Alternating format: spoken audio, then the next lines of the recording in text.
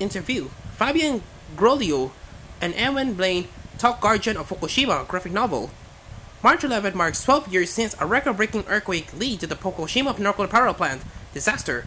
Guardian of Fukushima, a new graphic novel from writer Fabien Grolleau and artist Ewen Blain, which includes a foreword from Roland Keltz, tells the story of Naoto Matsumura, who stayed in the danger zone to rescue animals there.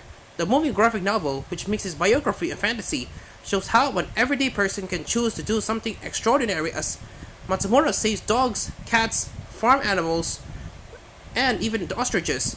Grolleau and Blain spoke to Otaka USA about Matsumura's incredible story, how the graphic novel came together, and how Miyazaki and Tezuka have influenced them.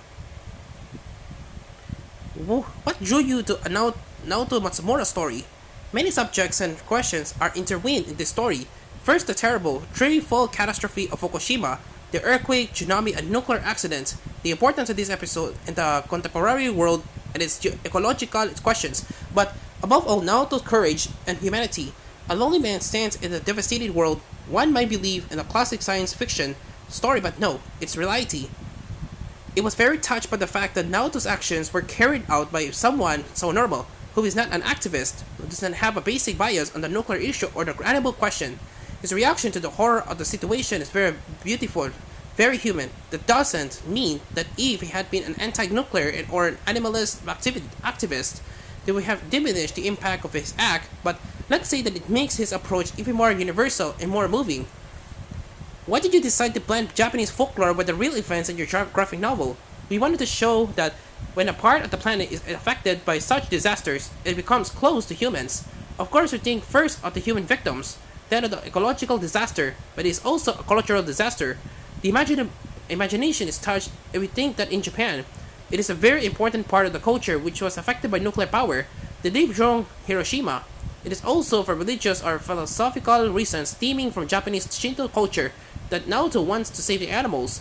Fears that they are thus sacrificed for nothing. I think it's due to Fabien's way of writing, who often like to mix little stories that seem farther from the subject of the book to better shed light on the subject itself, drawing resonance. With fantasy elements being such an important part of the book, how do you find the balance between fact with fiction without jeopardizing the truth of Matsumura's experience? The first truths trust the intelligence of the reader to make sense of things. Most of the fantastic elements are reported as stories we'll tell ourselves. They are inspired by major myths over there. I think that the real and the fantastic are quite linked in Japanese reality. They have deities, very everyday shrines.